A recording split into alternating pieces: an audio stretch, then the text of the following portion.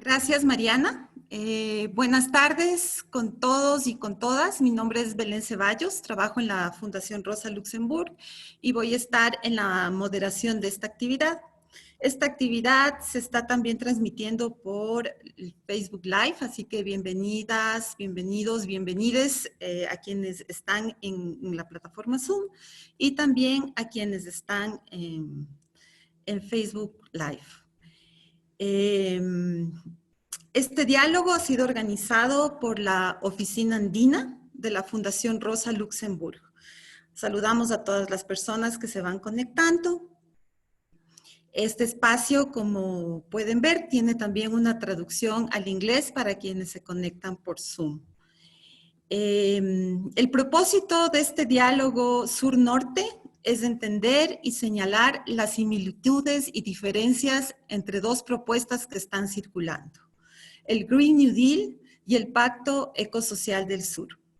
Estas propuestas de transformación socioecológica son impulsadas por múltiples y profundas crisis frente a las cuales es urgente cambiar el rumbo del mundo.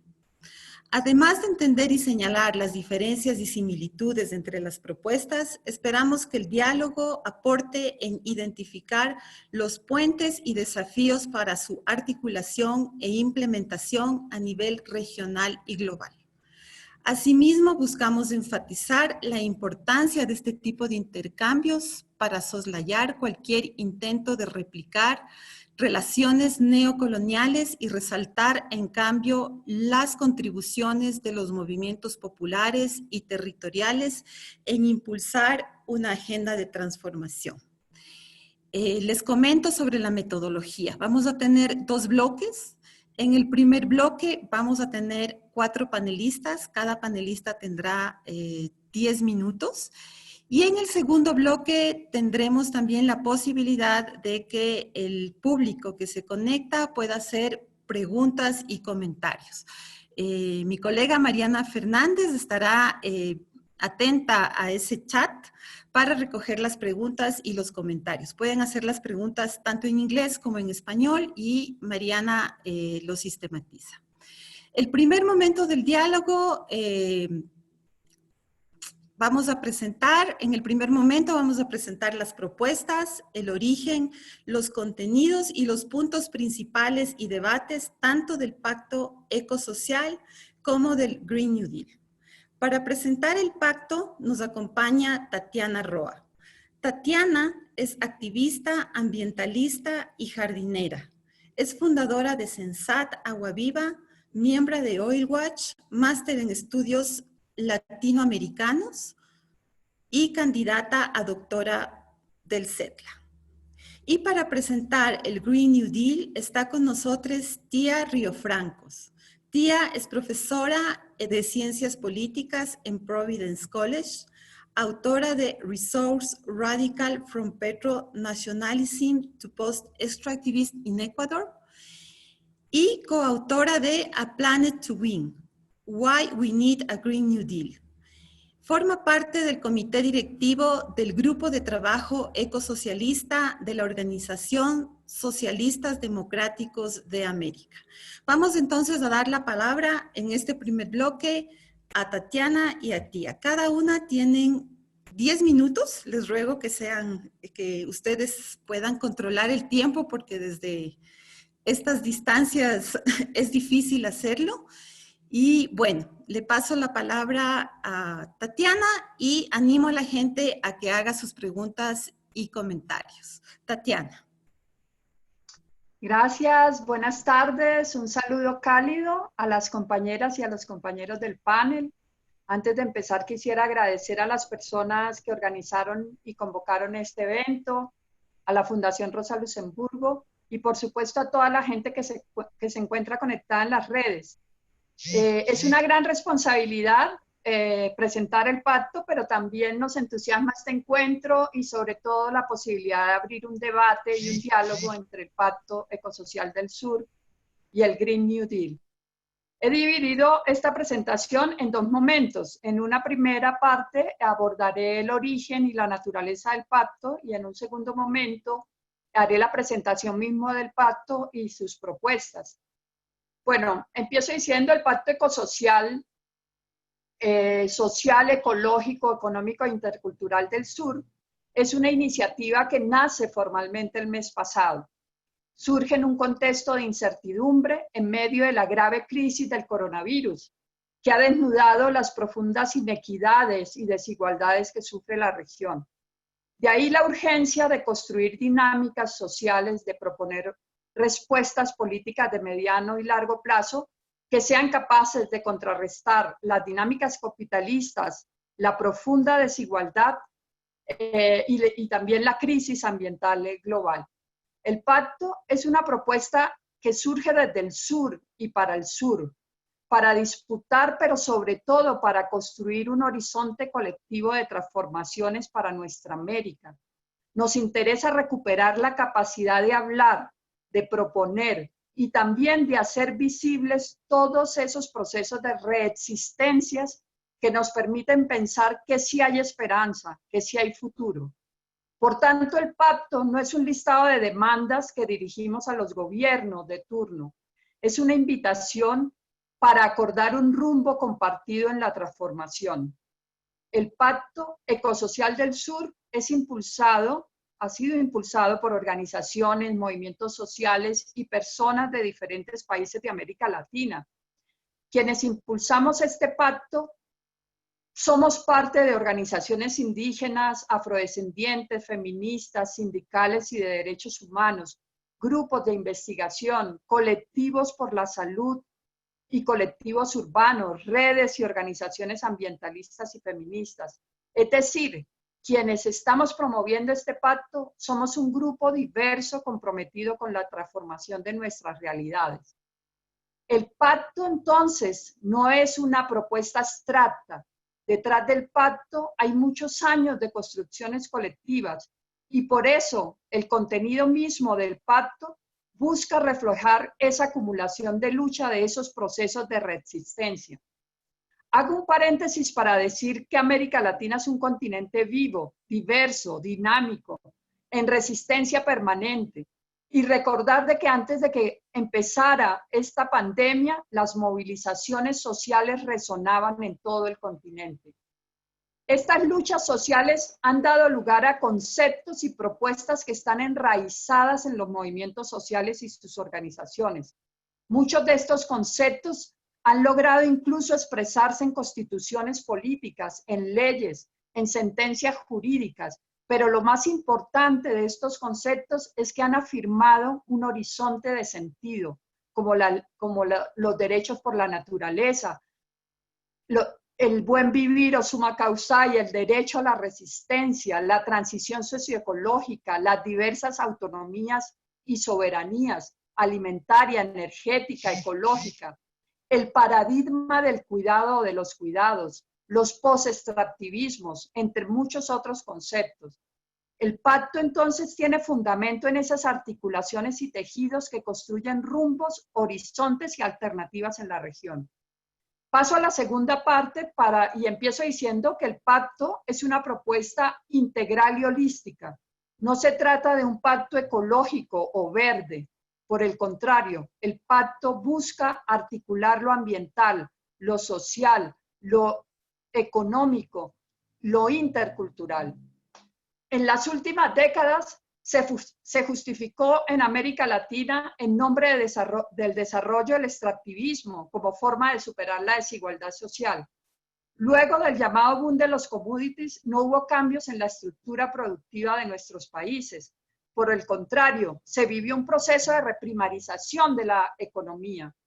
El crecimiento económico que experimentó el continente con el boom provocó una alarmante concentración de la riqueza.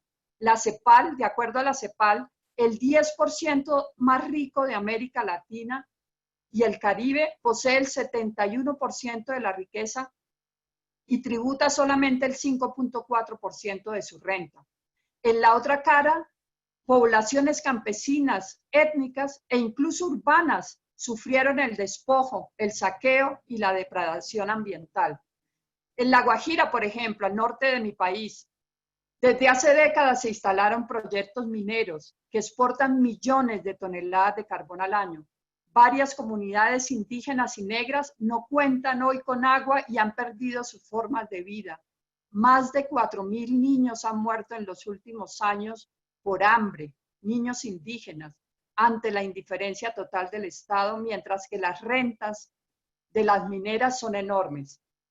Como pasa el tiempo, pasaré a presentar las 9 propuestas que tiene el pacto. Algunas surgen o se refieren más a prácticas que se han ido tejiendo desde abajo, de manera horizontal, y otras prevén en algunos casos un papel más protagónico de las instituciones públicas. 3 de estas propuestas giran en torno a la justicia social y redistributiva. Estas son, en primer lugar, una transformación tributaria solidaria, porque, como ya lo dije, existe en América Latina una estructura tributaria profundamente inequitativa y regresiva. Los que más tienen, menos pagan, y los que menos ganan, más pagan en rentas. Y por eso proponemos un impuesto a las grandes fortunas o a los megaemprendimientos. En segundo lugar, proponemos la anulación de la deuda externa de los estados y la construcción de una nueva arquitectura global. En este momento se hace más vigente el reclamo de la deuda ecológica y se justifica dejar de pagar la deuda externa. Francia Márquez, una lideresa social colombiana, afrocolombiana, comentó hace unos días sobre la deuda externa. Decía ella, es impagable y ha mantenido la rodilla de Europa y Estados Unidos sobre el cuello de los pueblos de América Latina, los pueblos más empobrecidos de América Latina. La cancelación de la deuda externa ha sido propuesta también por organismos multilaterales e incluso el Papa lo ha propuesto. Constituirían un primer paso de reparación histórica contraída por los países centrales desde la época de la colonia. En tercer lugar, en este primer eje, proponemos una renta básica universal.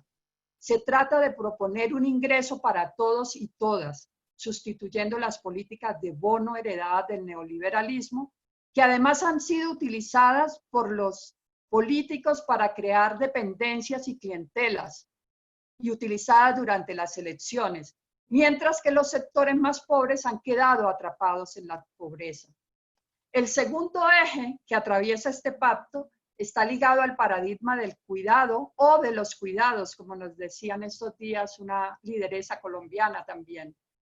Nos fundamentamos en los aportes de los feminismos y de la economía feminista, que ha visibilizado lo que siempre se ha ocultado, lo que se ha invisibilizado: el cuidado, las labores domésticas e incluso el cuidado de la naturaleza han recaído sobre las mujeres. Es decir, las labores de reproducción de la vida social deben estar ligadas a una mejor redistribución de las tareas. Proponemos la creación de sistemas nacionales del cuidado, y el cuidado debe ser considerado un derecho y como tal se debe incluir un rol más activo del Estado. El tercer eje gira en torno a la transición socioecológica. Nosotros necesitamos una transición que abandone una civilización que está haciendo crisis. Una civilización que se ha fundamentado en el uso de un energético, los fósiles, el petróleo, y que ha provocado una profunda crisis planetaria, ambiental planetaria. No solamente eso, también ha creado una sociedad profundamente consumista.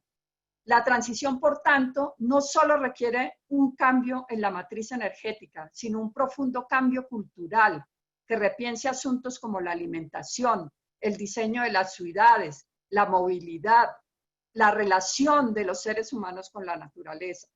Requerimos, entonces, un sistema energético diversificado, pero también más democrático, más desconcentrado y descentralizado. En este sentido, proponemos la construcción de economías y sociedades postextractivas que tengan en cuenta los flujos energéticos y de materia que demanda todo proceso económico y todo proceso social. Otra de las propuestas es priorizar la soberanía alimentaria, que ha sido reivindicada por los movimientos campesinos. La agricultura campesina no solo provee el 70% del alimento del mundo, también podría enfriar el planeta, como lo ha dicho el movimiento Vía Campesina. La agricultura nos aleja, la agricultura campesina nos podría alejar de la agroindustria que ha destruido ecosistemas tan importantes como las selvas del cono sur, del Amazonas, que envenena los territorios. Nosotros estamos proponiendo rescatar la agroecología, las propuestas agroforestales y silvopastoriles, pesqueras, que impulsan organizaciones campesinas y de pescadores en América Latina. La agricultura urbana provee el 20% del alimento del mundo. Y nos parece importante, ya veo a Belén ahí haciéndome caras, voy a tratar de ir terminando. Entonces, todo este eje está relacionado con la sustentabilidad de las sociedades locales, el respeto a las autonomías, la determinación de los pueblos indígenas, las experiencias comunitarias urbanas, populares, o sea, son propuestas que se construyen desde abajo. Termino con dos propuestas importantes. La primera, recuperar y fortalecer espacios de información y comunicación de la sociedad. Creemos que es necesario disputar los sentidos históricos de convivencia desde medios ciudadanos, pero también desde la calle, desde la plaza, desde las radios comunitarias, desde los espacios culturales. Y finalmente proponemos una integración regional y mundial soberana.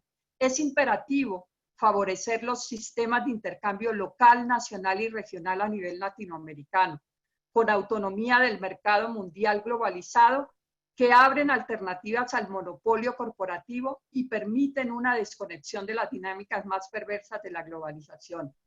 El pacto, y cierro con esto, permítame, Belén, un minuto más, dialoga con otras propuestas que están elaboradas desde el norte, el de crecimiento, el Green New Deal, con quien hoy vamos a conversar, y propuestas como la relocalización, muchas otras, pero somos conscientes que nuestros problemas son diferentes, que hay asimetrías históricas y geopolíticas, que el crecimiento del metabolismo social ha aumentado de modo exponencial la deuda ecológica del norte con el sur. Somos conscientes de que algunos sectores que han promovido e impulsado el Pacto Verde quieren garantizar una transición socioecológica en el norte. Sin embargo, no tienen en cuenta el costo enorme que tendrá en el sur. En algunos casos, sustentado incluso desde propuestas de falsas soluciones. Sabemos que no es posible continuar con un ritmo de extracción de materiales y energía porque el mundo es finito y además muchos de estos ecosistemas, muchos de estos bienes que se destruyen tienen un valor sagrado y espiritual para los pueblos. Cierro afirmando que quienes luchamos por la tierra sabemos que esta podría ser mucho más hermosa y más sabrosa, como dicen los compañeros del Caribe colombiano, en este maravilloso planeta azul. Muchas gracias.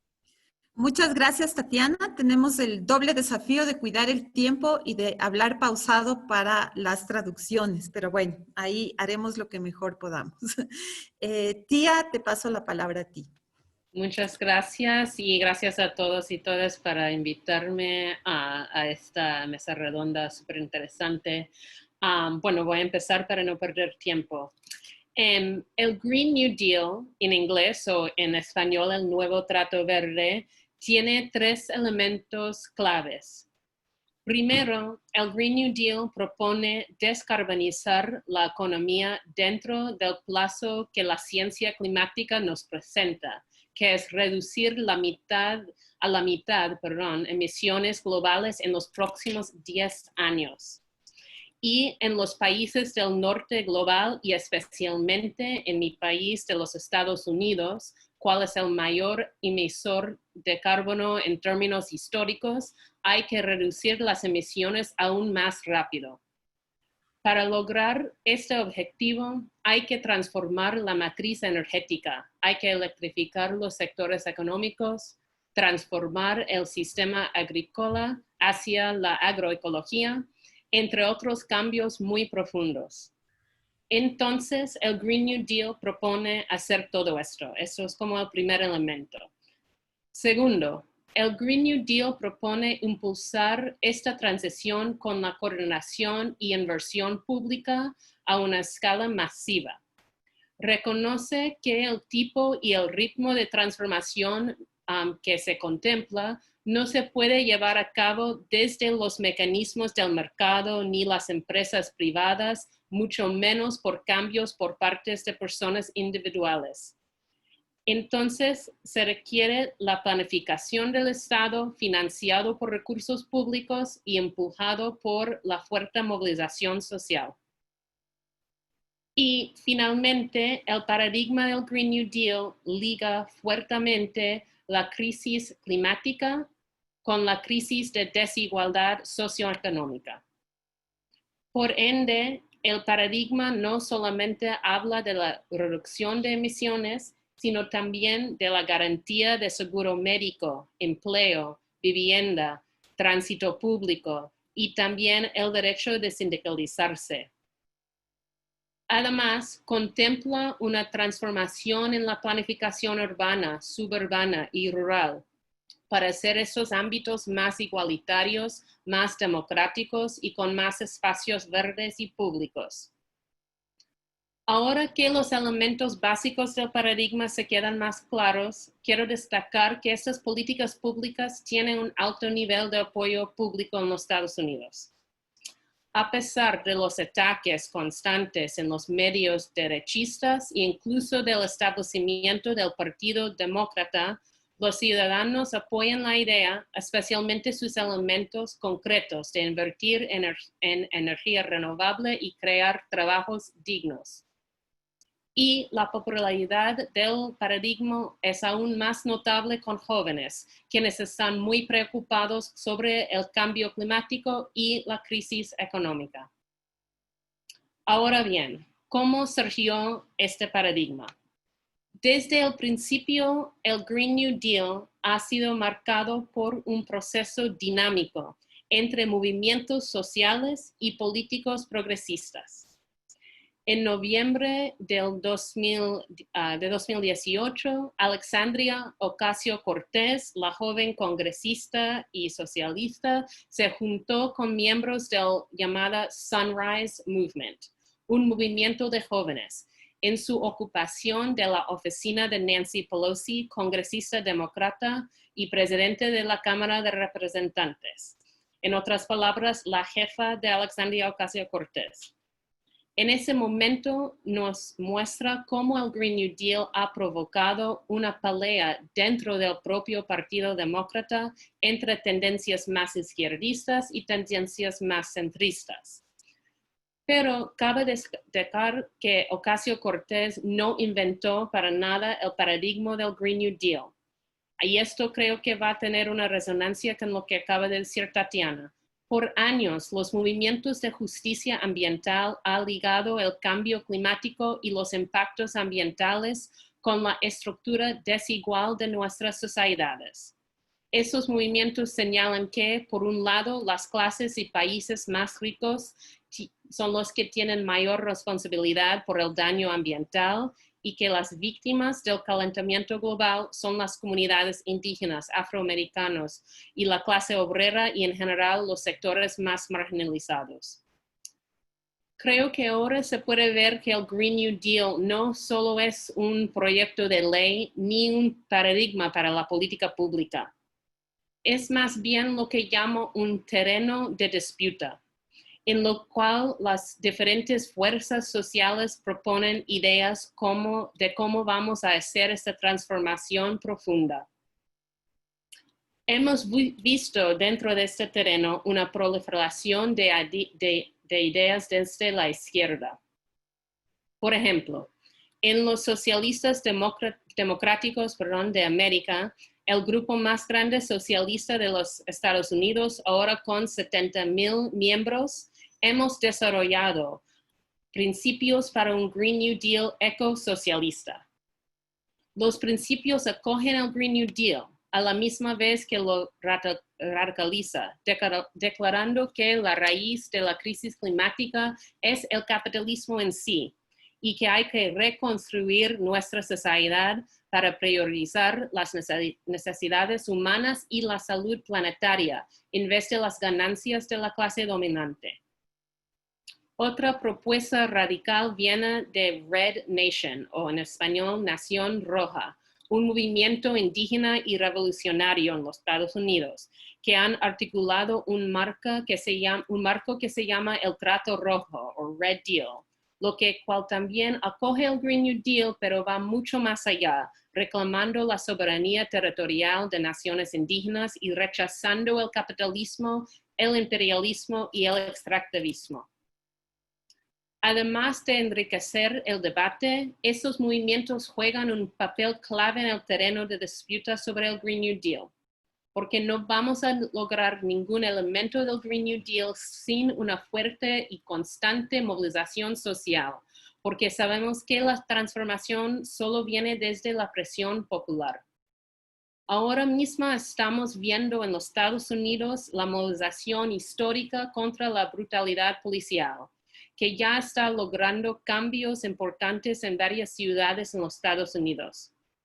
También hemos visto en el año pasado una ola histórica de huelgas laborales, especialmente en los sectores de educación y salud. Y como comentaba Tatiana, este trabajo de cuidados es una parte clave de la sociedad que queremos construir. Bueno, para ir casi terminando y para subrayar la importancia de las luchas sociales para lograr un Green New Deal, es muy necesario entender los fuertes enemigos políticos y económicos en contra de este paradigma.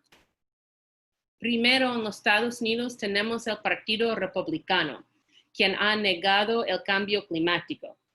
También, como ya mencioné, el establecimiento del Partido Demócrata ha sido un obstáculo contra cambios más profundos. Y, por supuesto, hay poderes económicos cuales tienen una fuerte influencia en el sistema político, como el sector de hidrocarburos y las empresas privadas de luz y gas. Obviamente, esos enemigos son muy poderosos.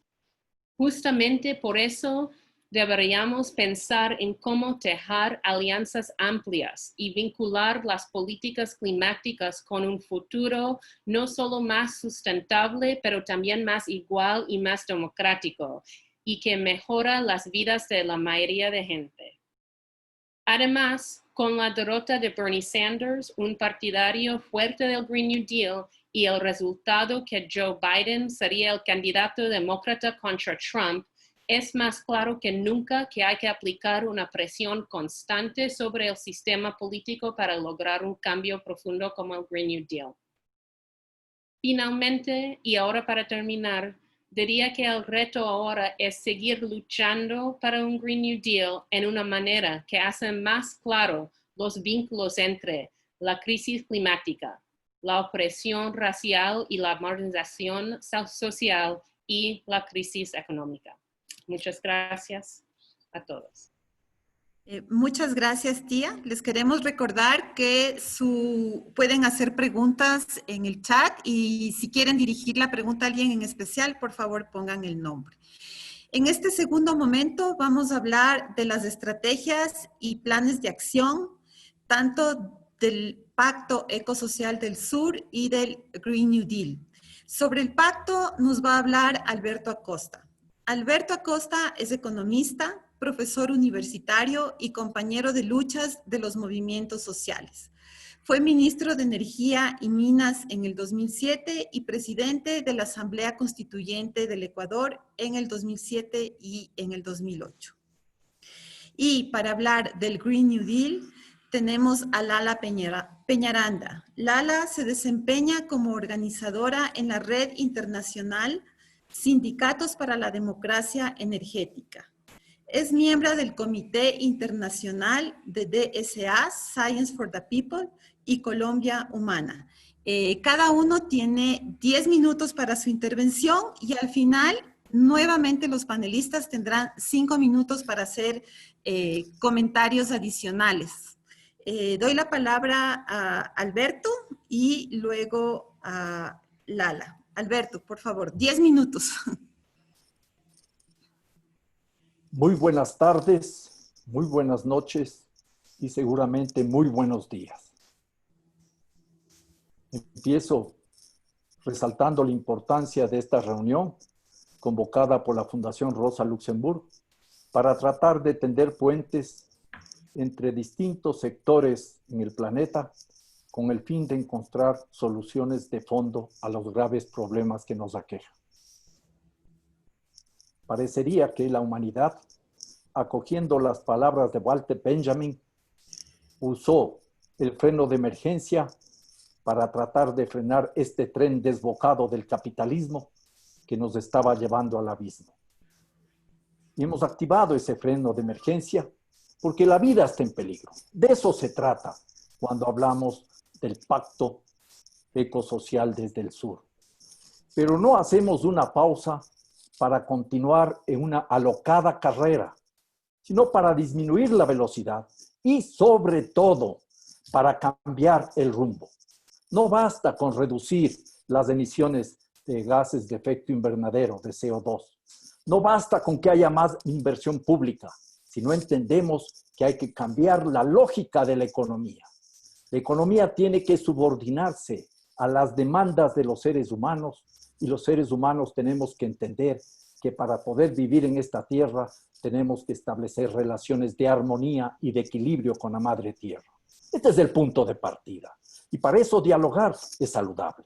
Dialogar con miras a comprender lo que proponen los distintos sectores en el planeta, porque este tipo de acuerdos existen en diversas partes, regiones, países, ciudades, de diversas organizaciones. Y lo importante aquí es ver cómo hemos llegado a este punto, entender esta realidad y cómo vamos a transitar hacia otros mundos. Mundos que permitan la vida digna de todos los seres humanos y todos los seres no humanos. El pluriverso, como plantean desde el zapatismo. La pandemia nos sirve como una gran oportunidad para leer lo que está sucediendo. Es una suerte de lupa para ver mejor lo que ya conocíamos e incluso para ver lo que quizás no queríamos ver y sobre todo para ver lo que el poder no quería que veamos. Esta es la realidad. La mayoría de las enfermedades virales, más del 70% de las enfermedades virales de los últimos años, de los últimos 30 años, tienen un origen zoonótico por la destrucción de la naturaleza, deforestación, pérdida de biodiversidad, contaminaciones diversas. Esas pandemias surgen desde la acción del ser humano, lo que hemos llamado con el antropoceno. Pero si solo nos quedamos en el antropoceno, no entendemos la gravedad del problema. Se trata del capitaloceno y tenemos que usar términos y conceptos adecuados. No estamos viviendo una simple crisis climática. No, estamos viviendo un colapso climático. Y desde otra perspectiva, en lo social, esta crisis de la pandemia está desnudando las desigualdades que existían y que existen y que siguen creciendo en este mundo. Este mundo lleno de desigualdades e inequidades, de violencias múltiples, patriarcales, racistas, extractivistas.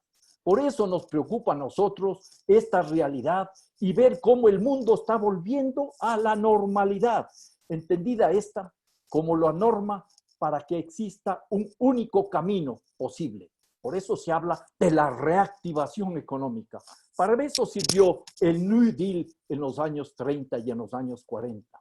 No se trata entonces de reactivar la economía y tenemos que anotar con enorme preocupación que hay claras tendencias que nos dicen que estamos caminando a lo que había antes, recuperando lo peor del antiguo régimen. Más extractivismos, más autoritarismos, más marginaciones, más violencia. Por lo tanto, nosotros proponemos una reflexión desde 3 principios básicos. Tatiana ya sintetizó la propuesta de este pacto ecosocial del sur. Son 3 principios básicos a los cuales nosotros les damos una enorme importancia. El primero y fundamental es el que tiene que ver con el pacto desde la lógica del paradigma del cuidado, que ya se ha planteado aquí. Pero antes anotemos que eso, como decía Tatiana, surge desde el sur y se plantea para el sur. Proponemos este pacto social, pacto ecológico, pacto económico, pacto intercultural, desde América, desde el sur, para los sures del mundo, para África, para Asia y para los sures que existen en el norte, donde también hay exclusión, explotación y marginación. En ese sentido, este pacto está previsto no simplemente para cambiar las cosas y tener una mejor relación con el ambiente y una mejor relación en términos sociales, sino para transformar el mundo. Con mis 72 años, pienso que no voy a vivir esa transformación, pero no dejaré de luchar todos los días en función de mis nietos y de mis nietas. Por lo tanto, aquí tenemos que proponer soluciones estructurales y no simplemente parches al sistema capitalista. Y eso nos obliga a tener imaginarios colectivos, construir utopías y buscar formas de solución de los problemas sin pretender ser los únicos ni los primeros. Abrir la puerta con este pacto es una oportunidad para construir colectivamente otro mundo posible que incorpore la vida de todos los seres humanos y no humanos, como ya lo dije. Esto nos lleva entonces a algo que ya se ha mencionado, organizar la vida desde el paradigma amplio de los cuidados, poniendo en la sostenibilidad de la vida digna, por cierto, en el centro de nuestras sociedades. Políticas públicas, pero más aún acciones comunitarias y familiares. Requerimos abordar el tema de la salud, que no es un tema que ha sido mencionado en profundidad en nuestro pacto, pero viéndolo como un derecho y no como una mercancía. La salud no solo curativa, sino la salud preventiva. Recuperando, por ejemplo, los saberes y conocimientos de los pueblos originarios, saberes ancestrales. Proponiendo, y ahí podríamos establecer una discusión con el norte global, la necesidad de una vacuna gratuita contra el coronavirus para todos los seres humanos, sin distinciones. La alimentación es otro punto clave y fundamental, desde la soberanía alimentaria, garantizando el derecho de los campesinos y de las campesinas a controlar su agricultura, su producción, y de consumidores y consumidoras a controlar el derecho a la alimentación. Esto nos lleva, por ejemplo, a garantizar la libertad en la circulación de semillas, no organismos genéticamente modificados, erradicar los transgénicos. Ya se ha dicho, y coincido, que hay que repensar las ciudades, pero no desde los municipios y desde los estados, sino desde los barrios, enfrentando el consumismo, el individualismo, que liquidan las bases comunitarias, desconcentrando y descentralizando las ciudades, transformando los sistemas de transporte, ruralizando las ciudades. Esta es una tarea fundamental.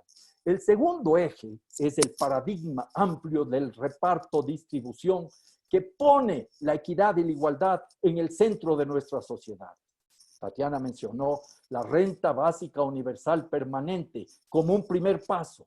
El derecho a la vivienda, otro paso fundamental. La redistribución de la riqueza y de los ingresos. Sin eso no hay solución a los problemas. Y algún rato tendremos que pensar en la redistribución del tiempo de trabajo para recuperar los valores de la reproducción de la vida antes que los de la producción de bienes y servicios, más aún orientados exclusivamente a la acumulación del capital. Requerimos una transformación tributaria solidaria, por supuesto. Quien gana más y más tiene, tendrá que contribuir de mayor manera. Pero insisto, esto nos lleva a soluciones mucho más profundas. El tercer eje fundamental, el tercer principio fundamental es el paradigma de la suficiencia, el paradigma de la reciprocidad que pone la felicidad y la calidad de la vida en el centro, como dimensiones mucho más relevantes que poseer, acumular bienes y servicios. Es la necesidad de revalorizar, y ahora lo vivimos en la pandemia, un tejido de relaciones sociales, afectivas y confiables. Otra economía es fundamental, aquella economía que atienda a las demandas del ser humano y las demandas de la naturaleza. Y por supuesto, esto exigirá una transformación tecnológica para que las tecnologías no abran la puerta a greenwashing de cualquier tipo, ni economía verde, ni capitalismo verde. Habrá que cerrar el fracking, por ejemplo, y habrá que liberarnos de la religión del crecimiento económico permanente. La economía, como ya dije, tiene que estar subordinada al ser humano y este debe vivir en armonía con la naturaleza. Hay muchos otros temas. Creería que voy a terminar puntualizando algo que me parece fundamental. La anulación de las deudas externas. Pero ampliemos el horizonte. Hablemos de deudas eternas. Las financieras que sirven de instrumentos de dominación para imponer las condiciones a los países pobres altamente endeudados. Eso exige otra visión de la economía global. Acabar con el Fondo Monetario Internacional y el Banco Mundial como instrumentos de dominación y pensar en un Banco Central Mundial controlado por Naciones Unidas con criterios democráticos. A esas deudas financieras habrá que incorporar las deudas ecológicas que tanta destrucción están haciendo en el planeta. Y eso nos demanda entonces necesariamente la necesidad de tejer redes de resistencia. ¿Llegaremos algún día a hacer propias las luchas que hacen distintos pueblos contra los extractivismos? Tejer esas redes de resistencia en todo el planeta es uno de nuestros objetivos. La lucha en Standing Rock de los Dakotas en los Estados Unidos es también la lucha de los pueblos mojeño, trinitario, chimane y huracaré en Bolivia, en el Tignis, que impide la construcción de una carretera para ampliar los extractivismos. Es la lucha de los pueblos en el norte de Italia en contra de un tren de alta velocidad y en contra de ese gasoducto que viene desde Azerbaiyán, 5.000 kilómetros al sur de Italia, en el Salento. Es la resistencia a la minería en los Andes y a la protección del bosque en Hambach, en Alemania. Esa es la realidad. Y esto nos lleva, por supuesto, a una realidad, a una necesidad imperiosa, que nosotros tenemos que trabajarla permanentemente, las deudas históricas.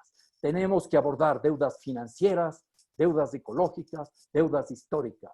Tenemos que enfrentar el patriarcado, tenemos que enfrentar el racismo. La lucha contra el racismo en los Estados Unidos debe ser la lucha contra todos los racismos que existen en el mundo. Son algunas de las tareas pendientes. La invitación es a sumarnos desde la crítica, desde la inconformidad, desde la rebelión contra tanta injusticia.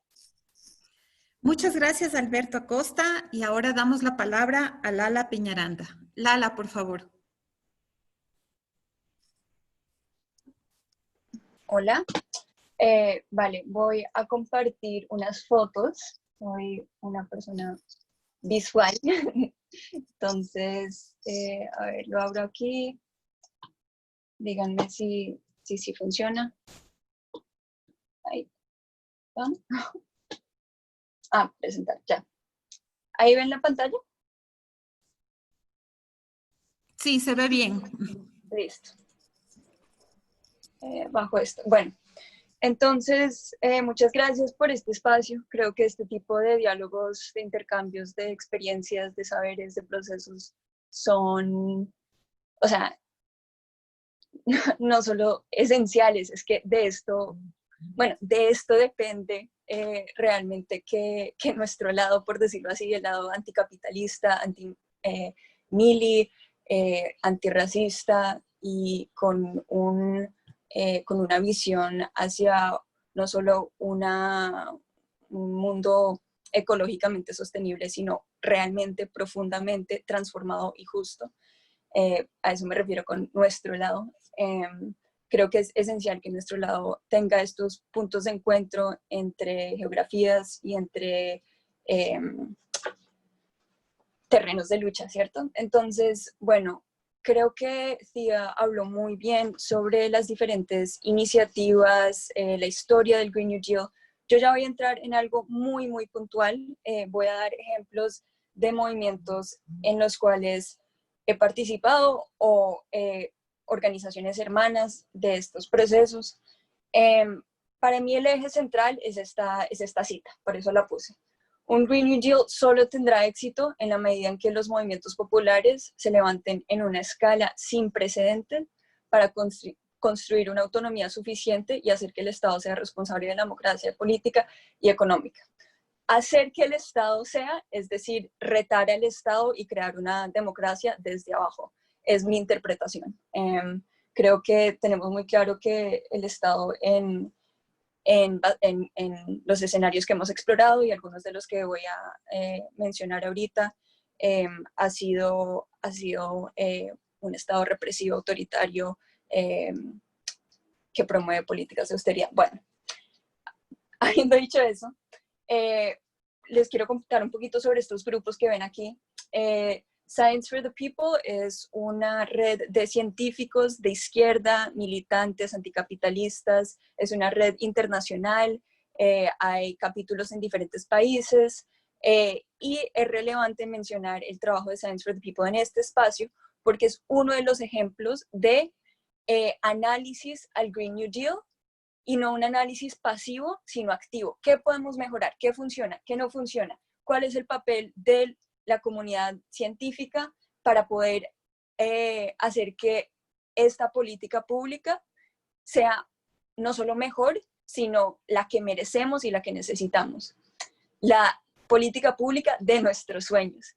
Y esto, o sea, yo creo que hablar de los sueños es en este contexto importante, en el sentido de que todo esto es muy emotivo, ¿no? O sea, lo que vivimos en el día a día es emotivo, es íntimo, es emocional, y de cada una de nuestras experiencias, bien sea desde el sindicalismo, desde la ciencia, desde el urbanismo, desde la academia, desde el transporte, desde la salud, desde las comunidades indígenas, desde movimientos anti-mili, sea de donde sea, como vivamos nuestra vida en el día a día, tenemos que tener un eje,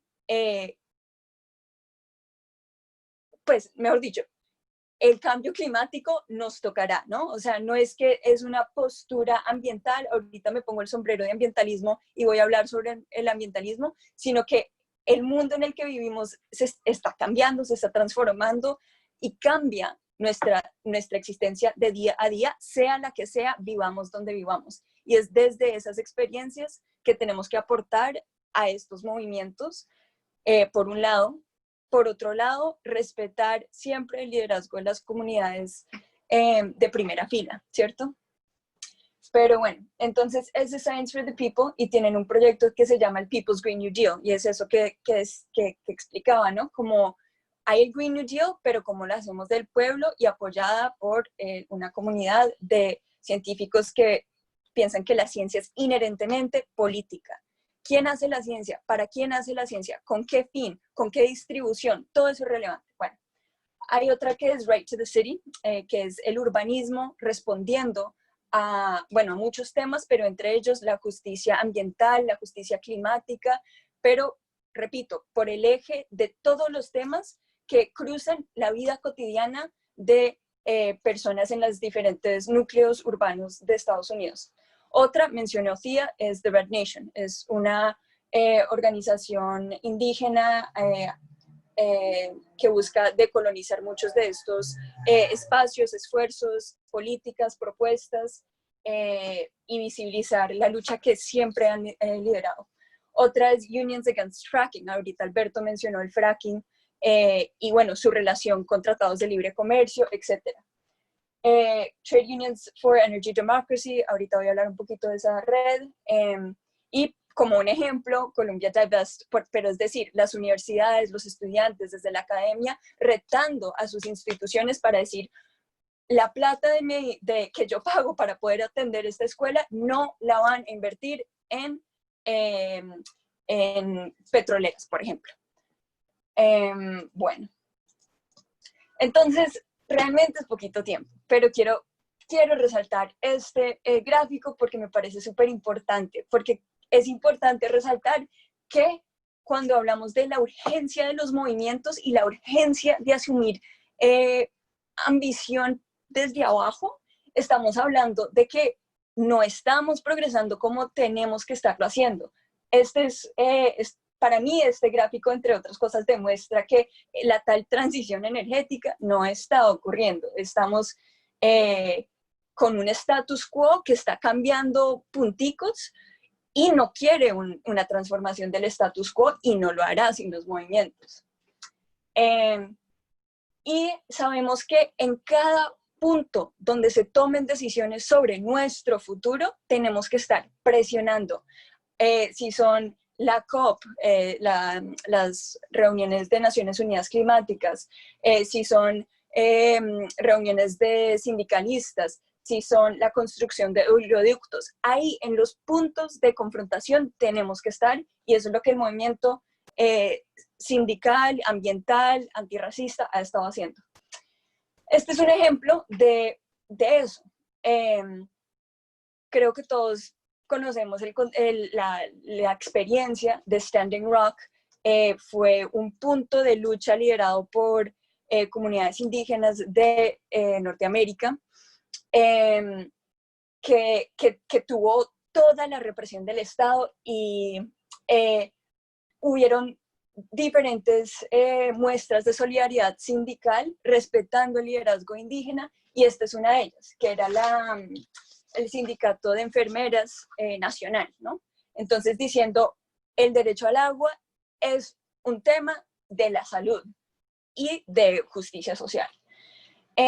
Estos son otros ejemplos, es que hay muchos y el tiempo es cortico, pero este es de Puerto Rico, ¿cierto? Colonia estadounidense, bueno, que viva Puerto Rico libre, ¿cierto? Pero, por ejemplo, una cosa que siempre nos preguntamos es, ¿qué desastre ecológico tiene que ocurrir? ¿Cuántos más hasta que haya acción política? Y la respuesta es que no la va a haber, todo va a venir desde abajo. Entonces, de lo contrario, se aprovechan de estas crisis para privatizar, para desmoronar los sindicatos, para desmoralizar las luchas, para dividir los movimientos, y especialmente en momentos de crisis como nos mostró Puerto Rico, tenemos que mantener la unidad. Este es el sindicato de UTIER, los trabajadores de electricidad, que en la mitad de la crisis pues estaban luchando contra esa ofensiva de privatización. Y hay Junte Gente, por ejemplo, que es una organización anticapitalista, una red de organizaciones anticapitalistas de Puerto Rico, y realmente se me está acabando el tiempo. Entonces voy a hablar un poquito del hecho que, bueno, Science for the People creo que es un ejemplo de un sector de la sociedad, la ciencia, que muchas veces es algo un poco burguesa, acomodada, apolítica, porque lo que hacen es neutral, entre comillas, y entonces las iniciativas que dicen, nada, estos son nuestros principios organizativos para el People's Green New Deal. Estamos comprometidos con comunidades de primera línea. Apoyamos sindicatos por una transición justa. Entendemos el papel del militarismo en la crisis climática. Pedimos una transformación de la economía que redistribuya los recursos de los pendejos millonarios que nos llevaron a esta crisis en el primer lugar. ¿Qué es eso? Y prestaremos nuestra experiencia, o sea, ¿qué contribuimos a esto? Técnica para apoyar soluciones que sean de propiedad pública y estén bajo el control popular democrático. Y yo creo que ya estoy un poquito sobre el tiempo. Esta es otra cita que me gustó mucho. Sin tener en cuenta la producción globalizada, un nuevo acuerdo verde, el Green New Deal, en el norte global simplemente estimulará la búsqueda imperialista de recursos y mano de obra más barata para satisfacer el consumo ecológico. Con esto termino porque creo que lo que hagamos en el norte, entendiendo que dentro del norte hay hay una pobreza extrema, hay mucha desigualdad, el norte no es de alguna forma el norte, aunque sí consume, que es 85%, contribuye al 85% de las emisiones del mundo, pero si los movimientos no tienen una perspectiva internacionalista en su trabajo, parceros, pues fregados. Y tener siempre, pues en Colombia decimos, no todo lo que brilla es oro, papá, ¿no? Y creo que no todo lo que brilla es verde. Eso los movimientos creo que lo tienen que tener muy claro. O sea, cuando vemos proyectos de desarrollo sostenible, siempre estar cuestionando, este es el Estado neoliberal, o sea, siempre estar cuestionando, enfrentando al Estado y exigiendo lo que nos merecemos, no a la defensiva, o sea, no lo que nos dicen que es realista, ¿no? Y yo creo que lo dejo ahí por cuestiones de tiempo, pero realmente es que hay muchos ejemplos hermosísimos de sindicalismo y de diferentes sectores de la sociedad, de los movimientos, mejorando lo que es una política pública que igual se creó por presión popular. Muchas gracias, Lea. Y sí tenemos un poquito de tiempo más para que los panelistas puedan hacer comentarios, comentar también las otras exposiciones. Vamos a seguir el mismo orden y le voy a dar la palabra a Tatiana. Tatiana, tienes 5 minutitos más para comentar, señalar puntos que quedaron fuera o comentar lo que los otros y las otras panelistas han señalado. Tatiana. Gracias, Belén. Bueno, yo quisiera empezar como son 3, 4 minutos. 5, gracias. Quisiera empezar con algo que no alcancé a decir en la primera parte y quizá posteriormente hacer algún comentario, si me da el tiempo. Nosotros, como lo dije anteriormente, lanzamos el pacto a principios de junio.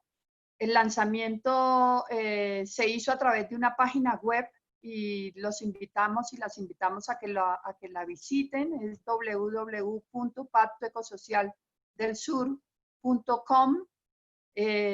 Allí, digamos, hemos venido recibiendo respaldos a esta propuesta. En este momento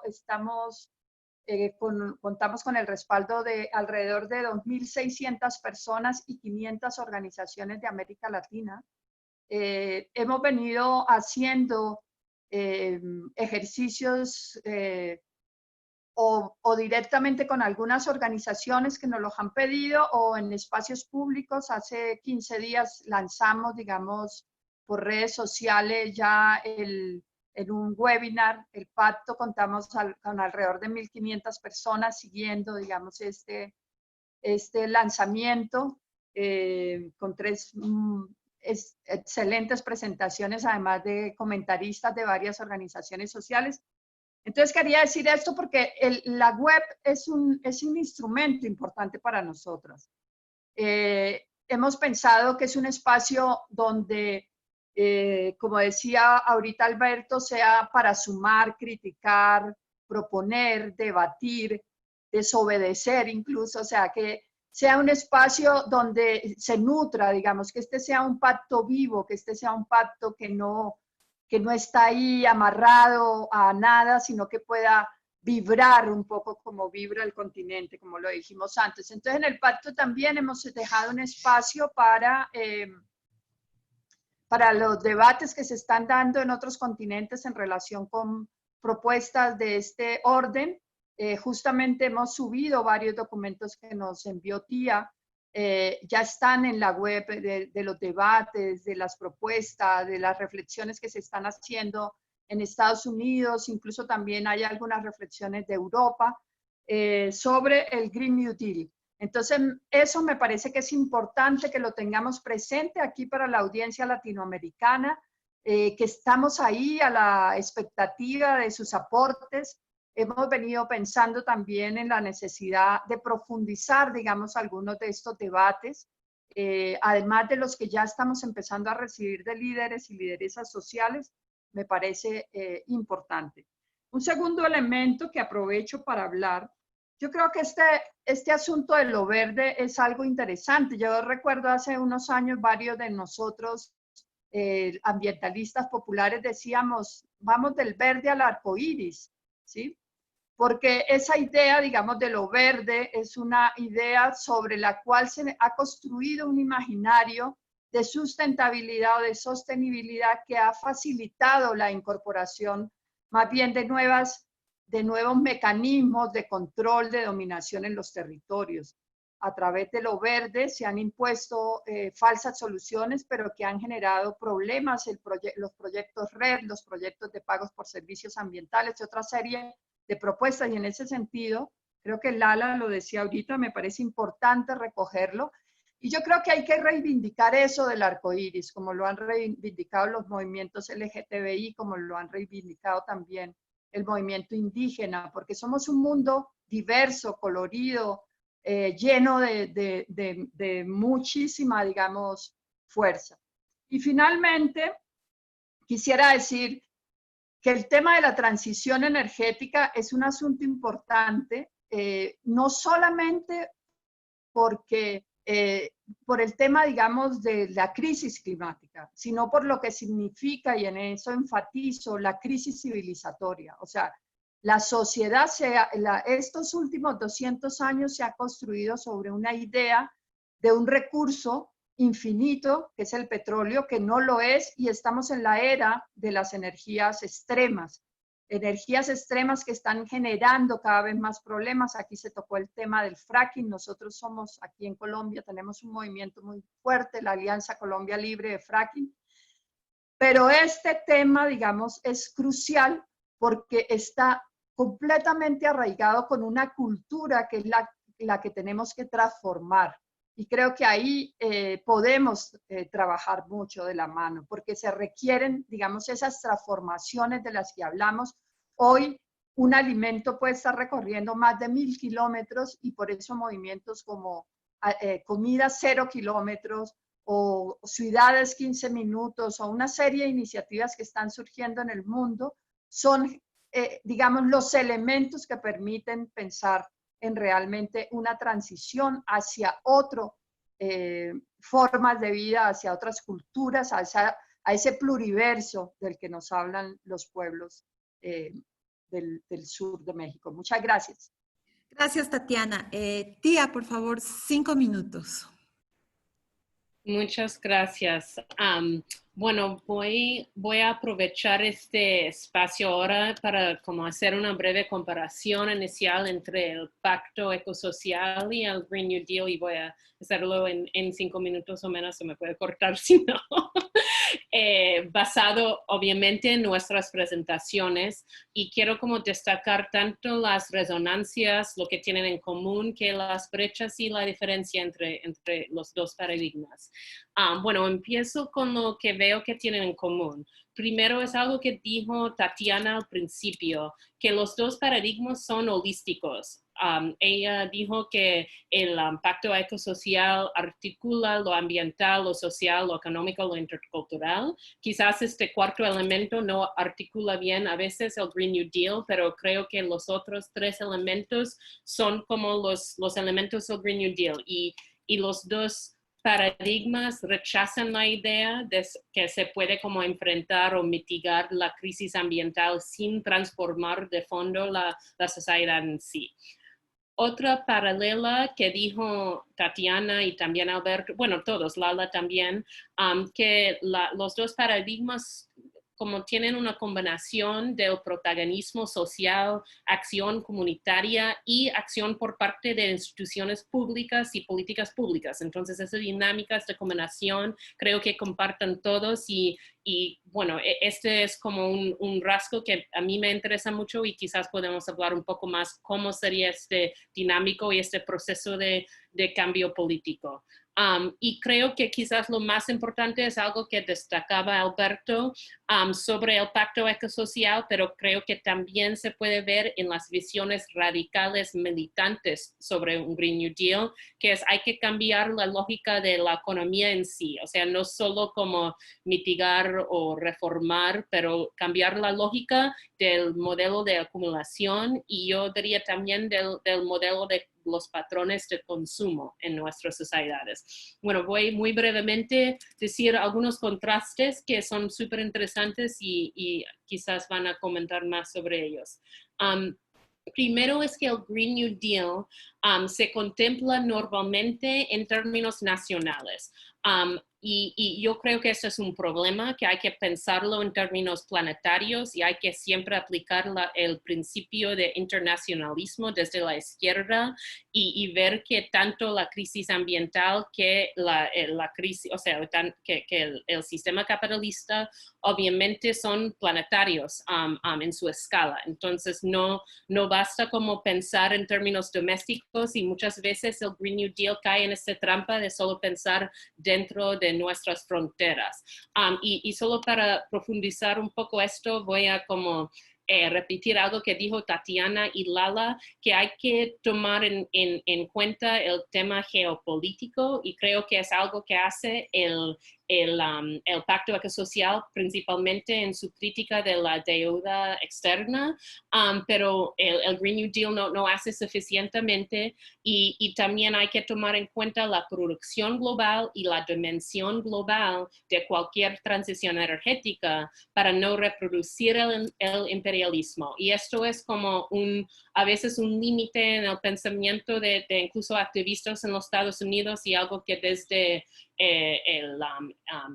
los socialistas democráticos de América y también desde las otras organizaciones que mencionó Lala, estamos empujando para como hacer el pensamiento más amplio y también la solidaridad más amplia. Y con eso termino. Muchas gracias, Tea. Ahora, Alberto, por favor, 5 minutitos.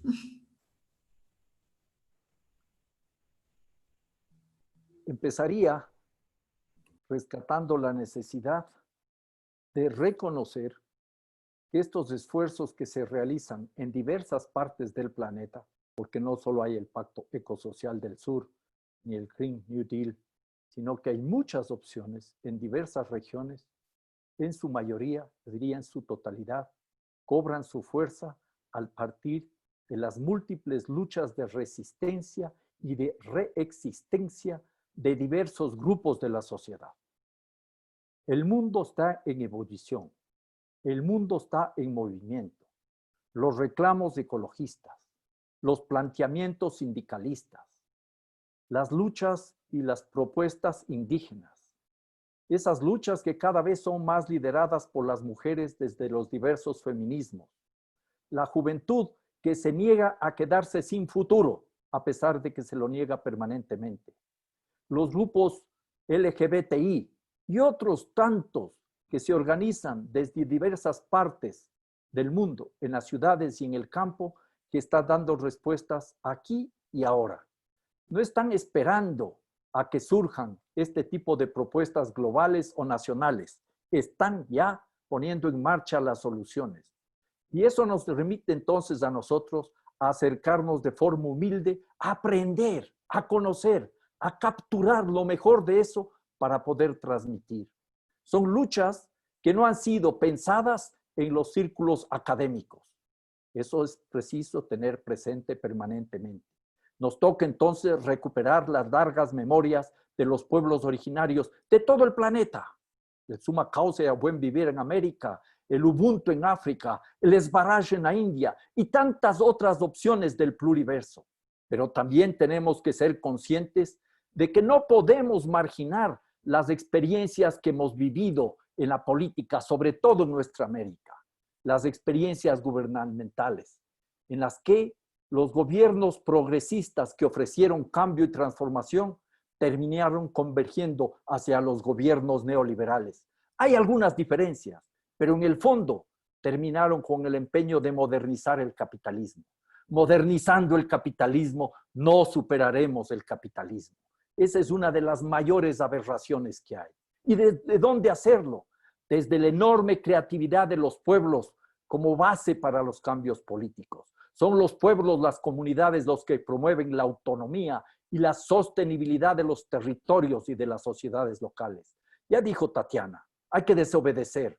No hay que pedir permiso para transformar el mundo. No tenemos que atarnos a la norma. Tenemos que pensar fuera de la caja. Tenemos que escaparnos de nuestras cargas de viejas memorias. Tenemos que ser creativos. Hay que fortalecer entonces la autodeterminación. Permitir que los territorios sean controlados por los propios pueblos, los campesinos, los afroamericanos. Hay que desmilitarizar nuestras sociedades. Hay que controlar las tecnologías al servicio del ser humano y no los seres humanos como un apéndice de la tecnología. Hay que apoyar las economías locales, fomentando la autosuficiencia. Tenemos que ir construyendo otro Estado desde lo comunitario y, por supuesto, tenemos que combatir toda forma de especulación. Quizás ahí hay otro punto de coincidencia con los grupos en el norte. ¿Por qué no damos paso al impuesto Tobin para terminar con los flujos especulativos? ¿Por qué no terminamos con los paraísos fiscales donde se esconde tanto dinero mal habido, de la corrupción, de la trata de personas, del narcotráfico, de los negocios ilícitos? Creo que la pandemia nos muestra la fragilidad, además, de las cadenas globales de producción. Y por eso es importante romper con aquellas cadenas de suministros largos y frágiles en productos esenciales. Y algún rato tenemos que hacer realidad la desmercantilización de la naturaleza, empezando por desmercantilizar el agua. El agua es vida, el agua no puede ser negocio. Concluyo. Requerimos horizontes de transformación civilizatoria, horizontes postcapitalistas para superar el antropocentrismo, la colonialidad, el patriarcado. Requerimos construir un mundo pensado desde el principio, no como punto de llegada, desde los derechos humanos y desde los derechos de la naturaleza. Ojalá desde estos pactos, desde estas propuestas, comencemos a construir la Declaración Universal de los Derechos de la Naturaleza. Muchas gracias, Alberto. Para cerrar esta ronda, le doy la palabra a Laura. Gracias. Nada, pues aprendiendo mucho. A mí me gustaría recalcar este punto de que creo que la propuesta no es cómo nos pensamos una transición energética, sino cómo partimos de todas las fuerzas y factores que afectan nuestras vidas y cómo las transformamos para vivir en un mundo liberado, es eso. Porque yo creo que COVID-19 ha sido una maestra impresionante para nuestro movimiento y quienes nos preocupamos por la justicia ambiental. Lo que vimos es que COVID-19 no opera en un terreno neutral ni homogéneo, donde cae, es como, o sea, cae en el punto donde se reflejan todas las manifestaciones de desigualdades, todas las diferencias sociales, donde hay militarización se multiplica, donde hay represión de Estado se multiplica, y así funciona el cambio climático. O sea, en un mundo, digamos, en las fronteras más militarizadas, más mórbidas, ahí el cambio climático se manifestará de una forma particular. Lo vemos cuando los agentes de la migra estadounidense le quita el agua a quienes están pasando de México a Estados Unidos. O sea, lo vemos como, o sea, utilizan el desierto que se está expandiendo por el cambio climático como una herramienta, como una arma contra la migración que no está no es aislada de los fenómenos del cambio climático y de la soberanía alimentaria y de los tratados de libre comercio, etc. Las fronteras. Lo mismo con el género, lo mismo con la raza, lo mismo con la inseguridad alimentaria, lo mismo con el extractivismo. No hay fenómeno que no interactúe con el cambio climático para multiplicar sus desigualdades y sus oportunidades. Entonces la pregunta es, ¿cómo creamos movimientos que fortalecen visiones emancipatorias para que nuestro proyecto de transición, pero transición holística, incluya las experiencias de todos y todas? Creo eso. O sea, hemos visto que realmente, si nos hubieran dicho, va a llegar una pandemia, y bueno, ahí sí el Estado va a tener alguna piedad. Bueno, o sea, creo que hemos visto que realmente el cambio climático es cuestión, como el COVID, de grados, ¿no? O sea, de qué tan malo están dispuestos a dejar que esto llegue antes de tomar acción. Ese es el lado de ellos. Entonces creo que hemos aprendido mucho de lo sacrificable que es la vida de esta experiencia de COVID. Y bueno, me cierro diciendo que me motiva mucho estas preguntas sobre la apropiación de las luchas ambientales para fines neoliberales, y me emociona ahorita entrar en esas discusiones. Gracias. Muchas gracias, Laura. Como empezamos un poco más tarde, y también tenemos que hablar un poco más despacio para la traducción. Eso significa que vamos a tener unos minutos extra hacia el final, pero tenemos poco tiempo para las preguntas y respuestas del público. Entonces, yo le voy a pasar la palabra a Mariana. Mariana ha recogido las preguntas y ella las sistematizó y ella las va a presentar en este momento. Mariana, por favor, con las preguntas. Gracias, Belén. Bueno, tenemos varias preguntas. Hay algunas generales que tal vez todos los panelistas puedan dar un poquito su impresión de manera corta. En principio, bueno, ¿qué formas de producción se piensan por fuera del capital? En general, la idea pareciera que desde los textos, de los acuerdos, se repite mucho lo que tenga que ver con formas propias del capitalismo. Bueno, ¿qué otras formas se están pensando?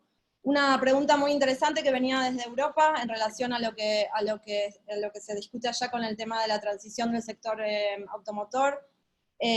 ¿Cómo piensan la transformación del sector de transporte? Un tema muy importante que no solo tiene que ver con las emisiones, sino también con la justicia social. Tenemos también algunas más precisas en relación a algunas dudas respecto al Green New Deal. ¿Cuáles son las búsquedas en relación a las políticas de los cuidados de la vida? Si están incorporadas, si se han pensado desde ese lado. ¿Cómo propone el Green New Deal también luchar contra las desigualdades en los espacios rurales? Se ha mencionado un poco desde la urbanidad y se mencionó también algunas cosas en las presentaciones, pero si quieren complementar. Y tenemos para Lala particularmente también una pregunta de qué se puede esperar de los sindicatos. Creo que hay muchas experiencias en Latinoamérica, también en Estados Unidos, donde los sindicatos son cómplices de los gobiernos. Entonces, bueno, ¿cómo se dan esas luchas? ¿Cómo se puede involucrar a los sindicatos? Otra pregunta también más general acerca del tema de pensar la inequidad norte-sur y en Latinoamérica la inequidad dentro de las propias sociedades. Me parece que esto más o menos se fue discutiendo, pero también lo propongo en la mesa. Y como para cerrar, me parece importante como también para pensar en llamados a la acción, pensar, bueno, cómo coordinamos las diferentes plataformas. Se vio en el chat, algunos participantes compartieron algunas iniciativas que se están dando en sus países, y que son todas interesantes e importantes. Bueno, cómo coordinar todas estas acciones que se están dando. Se ha hablado del internacionalismo, de la multiculturalidad, cómo llevar eso adelante. Así que, Belén, si las quieres ir dándole la palabra, así que los dejo. Gracias, Mariana. Bueno, tenemos pocos minutos para esta sección, así que les pido responder de la manera más concreta. Seguimos en el mismo orden. Voy a dar la palabra a Tatiana para que respondas. Tatiana, no más de 5 minutos. Si es menos, mejor. Bueno, hay muchas preguntas ahí, pero creo que las de economía se las voy a dejar al economista. Y yo voy a hablar un poco sobre el tema de la transformación del sistema de transporte.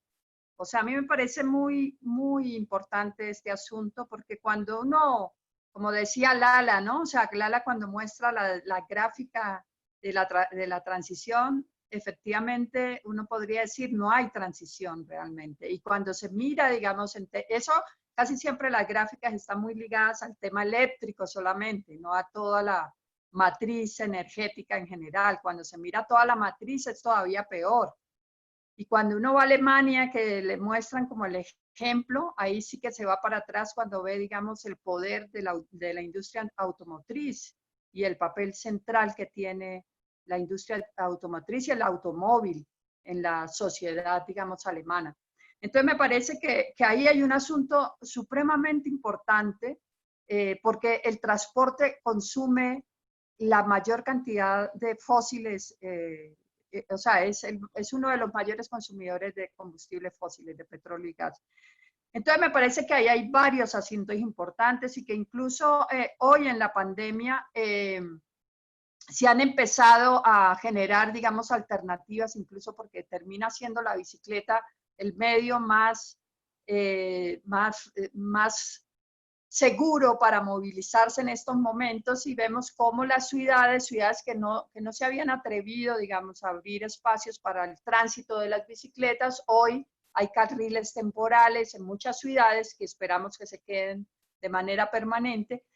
Pero eso implica, digamos, no solamente el tema del transporte, eso también está muy relacionado con cómo se configuran las ciudades. Estas son las ciudades de América Latina, son ciudades completamente segregadas, ¿sí? O sea, la gente vive aquí en Bogotá, la clase trabajadora está en el sur y tiene que desplazarse 20, 30 kilómetros para llegar al norte a trabajar. Entonces, digamos, este tema del transporte no es tan sencillo, no es simplemente lo que está pasando hoy, que es transformar carros fósiles por carros eléctricos, y estos carros eléctricos simplemente están haciendo que el aumento, digamos, de litio, de tierras raras, de una cantidad de nuevos energéticos, de nuevas minerales, digamos, de la transición, no solamente energéticos, el cobre, por ejemplo, empiecen a ser demandados. Nosotros hablamos de una transición extractiva porque es una transición que pasa de lo fósil a la extracción de minerales. Entonces me parece que ahí hay un asunto clave que pasa por discutir también con los sindicatos del transporte y del transporte y de los que hacen los carros y todo eso. O sea, ahí hay un tema que me parece que es fundamental. Se hablaba también de formas de producción por fuera del capital. Yo creo que hay muchas formas de producción hoy. Y el COVID también nos permitió ver cómo, por ejemplo, por lo menos aquí en Colombia, pero también lo vi en Ecuador, lo vi en otras partes, formas de producción que están por fuera del sistema capitalista fueron las que proveyeron muchos de los elementos que requería la gente. Entonces, cómo, digamos, esas formas, esos trueques, esos espacios de solidaridad, esas formas, digamos, como la gente se relaciona en los territorios, que son totalmente desconocidas, que son las que permiten que hoy mucha gente esté sobreviviendo, no están, digamos, visibilizadas, no se reconocen, no tienen apoyos de ninguna naturaleza. Entonces, me parece que ahí hay muchas formas que justamente toda esa diversidad de la que hemos venido hablando también expresa diversidad de formas de producción que están hoy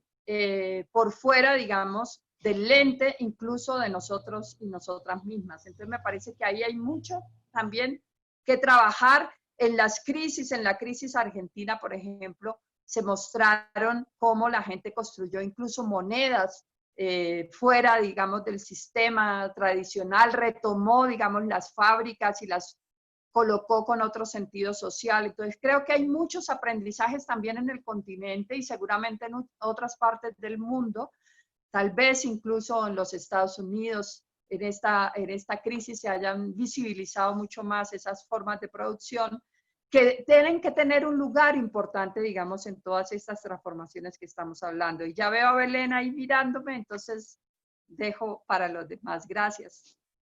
Gracias, Tatiana. Tía, por favor. Muchas gracias, muy buenas preguntas y obviamente demasiado para contestar a todos, pero voy a empezar con uno y si hay tiempo voy a contestar una más. Sobre el tema de las políticas del cuidado, sí, súper importante en el terreno del Green New Deal, tanto en el nivel de la política pública que el protagonismo social. Primero, en términos de la política pública, como mencioné antes, una gran parte del Green New Deal son justamente los derechos y garantías sociales, el derecho de salud, de educación, de agua y aire sin contaminación, de vivienda, todos los servicios y derechos que, como Alberto dijo, no pueden ser como mercancía, tienen que ser como una garantía social. Pero como dije también, el tema de cuidados va mucho más allá que las políticas públicas contempladas por el Green New Deal. Y va como en el tema del protagonismo social, de cómo vamos a lograr los elementos del Green New Deal. Y cabe destacar que el sector más militante del movimiento obrero ahora en los Estados Unidos es justamente en este sector. Son los maestras, los profesores, los enfermeras, como todo en el tema de salud y educación, tenemos como mucho movimiento radical y militante en términos de las luchas laborales. Y también es importante reconocer que la mayoría de esos trabajadores son migrantes, son mujeres, son gente de color, y también están incorporando temas ambientales en sus luchas. Es súper interesante que está pasando eso. En sus propias luchas laborales están haciendo los vínculos entre la educación, la salud y un medio ambiente sano. Entonces, realmente son como liderando, yo diría, como la alianza como amplia para lograr un Green New Deal. Y solo para terminar, porque iba a decir algo sobre la cuestión de transporte, porque allí yo me centro mucho de mi investigación actual, investigo el tema del litio y las cadenas de producción de electromovilidad, pero ya como realmente abordó el tema Tatiana, solo quiero destacar que es como muy importante que no podemos reproducir el modelo autocéntrico de transporte que domina nuestras vidas, nuestros espacios urbanos y suburbanos. No es simplemente cuestión de cambiar vehículo para un vehículo tradicional, para un vehículo eléctrico, sino como cambiar totalmente el sistema de transporte y la planificación urbana para no ser dominado por coches y para como tener como un tránsito público y además como espacios sin coches y sin carreteras. Y ahí concluyo. Gracias. Gracias, tía. Si te animas, tienes un minutito más para alguna otra pregunta. Sí. Bueno, el tema, y ahí voy a ser como muy corto, porque no es como mi área de conocimiento, pero igual que creo que es súper importante la cuestión, la pregunta sobre los espacios rurales, y quiero como ponerlo en el marco de la necesidad de transformar el sistema agrícola. Sabemos que el sistema agrícola ahora está dominado por empresas grandes y la monocultiva y todo esto que ya hablaron mucho Alberto y también Tatiana, y sabemos que este modelo contamina mucho el medio ambiente, pero también quiero destacar que depende de una explotación o superexplotación de los obreros que en general son migrantes, como el mismo que dije sobre obreros en el sector de salud y educación, en el sistema agrícola, es como quizás más que son mayormente migrantes que trabajan en ese sector y no tienen ni derechos de sindicalizarse. Entonces creo que justamente en el sistema agrícola podemos ver los vínculos sobre el daño ambiental y la explotación y la falta de, o sea, las necesidades humanas no satisfechas, y como verlo de cómo vamos a transformar todo ese sistema. Yo creo que tendría como un impacto muy importante para mejorar nuestros espacios rurales en los Estados Unidos. Gracias. Muchas gracias.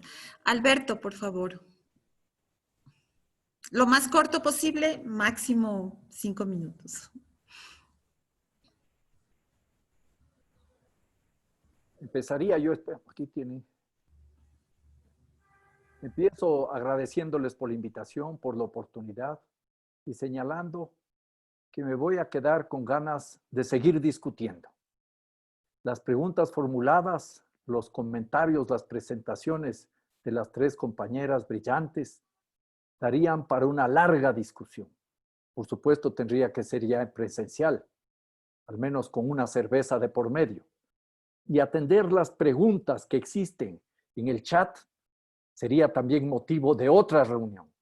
Pero voy a tratar de ser lo más corto posible en este fin de mi intervención. El primer punto, que puede complicar a algunas personas, pero para mí es la mejor noticia: no hay recetas, no hay modelos, no hay espacio para sabios iluminados que nos traen las soluciones. Tenemos que construir nosotros esas soluciones. Y esas soluciones ya están en marcha. Si figurativamente hablando hacemos un poco de silencio, vamos a oír al futuro respirar En todas partes del mundo hay respuestas concretas. Respuestas que tienen que ver con el corto y el largo plazo. Porque no podemos pensar solo en las utopías, que para mí son fundamentales, si no atendemos las demandas cotidianas de nuestros hijos y de nuestras hijas que se van mañana a la escuela, que necesitan atención médica, que necesitamos seguridad social, que necesitamos vivienda, que necesitamos alimentación. No es para el mundo del futuro, es para el mundo perverso del capitalismo. Entonces, eso obliga a trabajar, como ya lo he dicho, sin pedir permiso, desde los barrios y las comunidades, desde donde hay que comenzar a pensar el mundo, desde las lógicas municipales, provinciales, desde los estados, sin creer que el Estado va a resolver todos los problemas. Las soluciones estadocéntricas no existen. También habrá que pensar en integraciones regionales y en procesos globales. Se ha hablado aquí de un tema que me parece a mí fundamental, el transporte en las ciudades. Eso es clave desde una perspectiva energética, eso es clave desde una perspectiva de organización espacial, eso es clave desde una perspectiva de relacionamientos humanos. Lo que nos toca es, sobre todo, repensar las ciudades, reorganizar las ciudades, descentralizar y desconcentrar las ciudades, ruralizar las ciudades. Necesitamos desacelerar esa vida atropellada en las ciudades. Cuando se acabe la pandemia, valoremos un abrazo, valoremos una conversación, valoremos la posibilidad de estar con los amigos. Y yo creo que hay muchas experiencias interesantes. Veamos, por ejemplo, qué sucede en Austria. Más del 50% de los hogares en Viena, capital de este país europeo, ya no tiene automóvil propio. ¿Cuál fue la solución? No los automóviles eléctricos, que reproducen la lógica, como dice Tea, es autocéntrica, sino el transporte colectivo. Un transporte colectivo que tiene que venir de la mano de otra forma de organizar el trabajo, redistribuir el trabajo, valorizar los trabajos comunitarios, por supuesto el trabajo de cuidado. Y entonces vamos a dar respuestas claras. Creo yo que sí debemos y tenemos necesariamente que trabajar con los sindicatos. Les voy a contar una experiencia personal gracias a una invitación de Tatiana. Los sindicatos petroleros en Colombia, hace un par de años, estaban en la primera línea de lucha en contra del fracking. Habían entendido que incluso su actividad, que es tan destructiva, era superada en términos de destrucción por el fracking. Y lo hacían en Colombia con una lógica muy interesante, porque eso es algo que nos falta mucho para enfrentar al monstruo del capital. Nos falta creatividad y alegría. Les invitaría, si es que hay próximamente, y si pudiéramos ir, a una marcha carnaval en Colombia, para con música, con fiesta, enfrentar a los extractivismos. Y concluyo con una reflexión, si me das un minuto, Belén. Aquí hay una joven, ya se me perdió la pregunta, que dice, ¿cómo recuperar el buen vivir? Que fue transformado en un instrumento de dominación, en una herramienta de propaganda en los gobiernos de Ecuador y de Bolivia, en los gobiernos progresistas.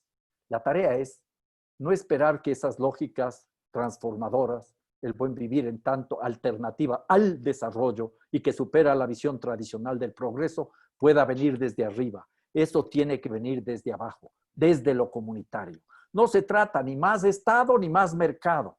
El Estado tiene que ser controlado y repensado íntegramente desde las comunidades. Los mercados, como ya dijo Karl Polanyi, pueden ser buenos sirvientes, pero serán siempre pésimos amos. Lo que requerimos es mucha comunidad, a fortalecer las vidas en comunidad, y eso demanda radicalizar la democracia en todos los ámbitos de la vida, empezando por nuestros hogares. Muchas gracias. Buenas noches, buenas tardes o buenos días, según corresponda. Vas a tener la oportunidad de despedirte al final. Yo creí que era el fin. Me pones entre la pared. Vamos a tener un segundo de despedida. Le doy la palabra a Laura para contestar sus preguntas. Laura. Listo, gracias. Alberto, acepto la cerveza cuando esto termine. Bueno, ya hablaron bastante de transporte, entonces no voy a profundizar, aunque sí compartí un enlace de un estudio que hizo TUED sobre muchas de las preguntas que han surgido, incluyendo vehículos eléctricos y urbanismo, ¿no? Y las pilas, ¿no? Las baterías, tal. Bueno, la pregunta de apropiación me parece fascinante, fascinante, y considero que, pues, claro, ese es como uno de esos puntos de confrontación que mencionaba antes. Uno puede mencionar en muy poco tiempo ejemplos para que después ustedes vean, ¿no? Pues dónde le interesan, pues, buscar, investigar. Uno fascinante es de Corea del Sur, con el presidente Lee Myung-bak, que hizo un Green New Deal, o sea, él implementó un Green New Deal. Es muy cómico porque nos toman por pendejos. Este presidente Lee tenía una serie de megaproyectos que quería avanzar, que quería hacer, se lo rechazaron, y entonces el man vistió todo de verde, lo llamó el Green New Deal, puso mucha plata, eso sí, e hicieron ciudades verdes y tal, y eran los mismos proyectos, o sea, eran unas hidroeléctricas masivas, pero cambiaron, o sea, sería cómico si no es tan mórbido, ¿no? O sea, el proyecto que antes se llamaba el Four Water Paths algo de Corea, ahora era como el proyecto de la restauración de los 4 ríos, y era el mismo proyecto, pero, o sea, con una propaganda, pero, like, merecen premios, porque son genios creativos de cómo vestir. Bueno, entonces ese es un ejemplo de cómo los sindicatos lucharon contra esa propuesta, y era una campaña de educación, decir, miren, esta era la propuesta antes, esta es la propuesta ahora. Tiene un idioma diferente, pero es la misma, luchemos, ojos abiertos. Bueno, eso se lo recomiendo. Un ejemplo de apropiación muy pesado es el de Elizabeth Warren, con incorporar el Green New Deal al ejército, ¿no? Ella decía, como parte de esto es que el ejército contribuye muchas emisiones, y entonces hagámoslo verde. ¿Cuál qué? O sea, estamos luchando por un mundo antiimperialista. Hacer ecológico el ejército es una contradicción en términos. Otro es de Sudáfrica, con los sindicatos de NUMSA y de SAFTU, luchando contra el cierre de unas generadoras de carbón. Sí, bueno, la empresa de Eskom. Y lo mismo, un discurso muy popular, pero vestido, o sea, un discurso popular, pero que debajo tenía una agenda de neoliberalización de la energía bestial, pero hablaba de proyectos, o sea, que cerramos a Eskom para luego expandir en proyectos de renovación de energía renovable, pero privadas, de extranjeras, etc. Entonces, esos dos sindicatos tuvieron una lucha muy interesante y la continúan. Otra es de AFL-CIO en Estados Unidos, en mucho sentido, pero por ejemplo, durante las luchas contra Dakota Access, Keystone XL Pipeline, ellos justificaban, decían, bueno, estos son trabajos, esto es importante, esto nos presenta una alternativa, una transición, y entonces salieron los sindicatos a decir, ustedes no nos representan, no hablen por parte del sindicalismo, aquí estamos los de comunicación, los de energía eléctrica, los de salud, bueno, ¿no? Entonces, entre movimientos sindicales hay esas confrontaciones, como, perdón, pero en el nombre de los trabajadores no van a hablar. Otra es México, con el Tren Maya, con los megaproyectos de AMLO y estas campañas del Consejo Indígena de Gobierno, pero también de, por ejemplo, la campaña de Yo Prefiero el Lago contra los aeropuertos, pero, o sea, el Tren Maya, es que son muy descarados tener estos nombres, pero se viste de, ok, transporte ecológico sostenible del futuro. Entonces, bueno, esa pregunta de apropiación me parece que tenemos que aprender de quienes han luchado contra esas tácticas. Y bueno, ¿qué más quería decir? Que hay muy rapidito, hay en términos de acciones concretas que se están tomando, hay una asamblea sindical mundial que inicia mañana, muy emocionante, tiene 800 registrados, 200 sindicatos, o sea, 800 representantes sindicales de 200 sindicatos en 85 países. Y se están uniendo, tú eres parte de esto, para discutir el papel del movimiento laboral, y ojo, no el sindical, aunque así se llama la asamblea, pero el laboral de trabajo en el sentido más amplio, de trabajo doméstico, de trabajo de agricultura, de trabajo sexual, o sea, de todo tipo de trabajo, en la coyuntura de esta pandemia. Entonces, se llama eso, Asamblea Sindical Mundial, búsquenla, van a haber diferentes sesiones sobre diferentes temas, entre ellos uno de transporte, entre ellos uno de transición de energía, y va a terminar en septiembre, o sea, es una maratón. Y quiero cerrar, hay mucho que decir, pero quiero cerrar con una frase que acá utilizan mucho y que me encanta porque llega al corazón del asunto, y es: nada sobre nosotros es para nosotros sin nosotros.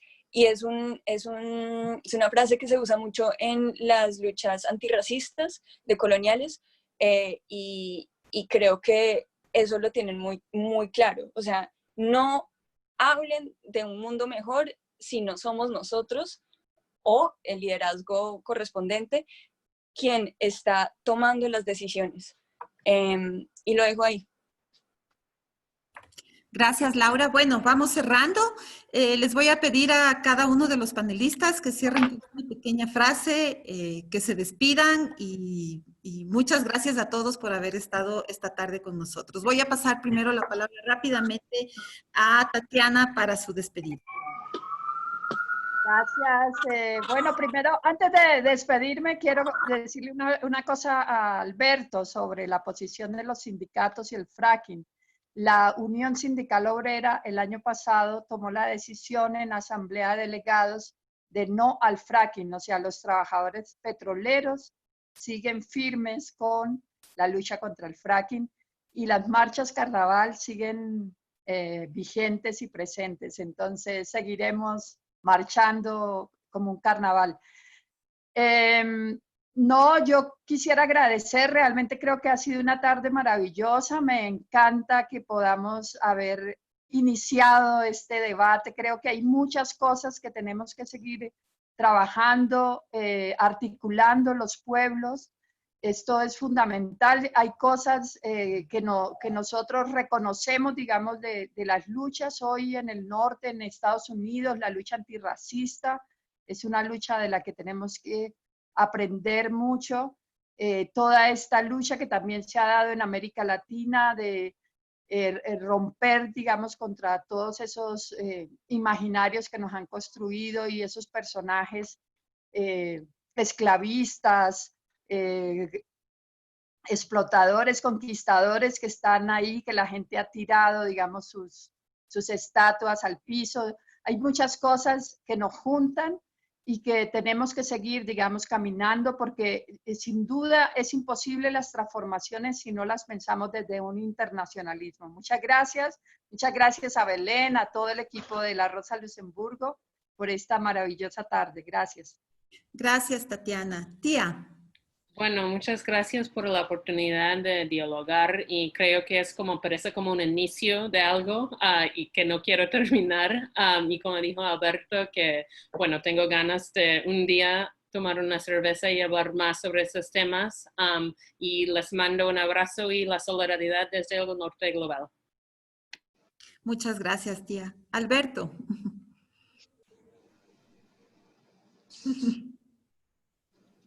Yo ya me despedí, así que creo que no tengo mucho más que decir. Ahora, en este día, estaba preparando un texto e iba buscando un epígrafe, una frase para encabezar el texto. Y creo que es oportuno cerrar con esta frase. Es una frase de Umberto Eco. Dice lo siguiente: ya lo ves, señor Nicetas, dijo Baudolino, cuando no era presa de las tentaciones de este mundo, dedicaba mis noches a imaginar otros mundos, un poco con ayuda del vino y un poco con ayuda de la miel verde. No hay nada mejor que imaginar otros mundos para olvidar lo doloroso que es el mundo en que vivimos. Por lo menos así pensaba yo entonces. Continúa Baudolino en el libro El nombre Baudolino. Todavía no había entendido que imaginando otros mundos se acaba por cambiar también este. Así que les invito a imaginar otros mundos donde todos podamos vivir con dignidad, seres humanos y seres no humanos. Nosotros tenemos la palabra. Gracias, Alberto. Lala. Nada, pues, no sé, yo creo que realmente como que en estos momentos de cierre, eso, pues pensar en también todas las líderes sociales que han dado la vida en esta lucha, o sea, que realmente son personas que arriesgan todo en confrontación con las empresas, con el Estado. Pues pienso en Colombia, pero es fenómeno mundial. Y como que, sí, no sé, es fácil decirlo desde acá, desde donde estoy parada, pero sí, como que la dureza del mundo, sí, como enfrentarla con mucho cariño, con mucha ternura, porque pues es lo que tenemos, o sea, nos tenemos a nosotros y a nadie más. Entonces, muchas gracias por estos espacios y que se multipliquen. Bueno, yo agradezco mucho a las panelistas, al panelista, a las personas que han estado traduciendo, a las y los participantes y espero que nos volvamos a ver pronto.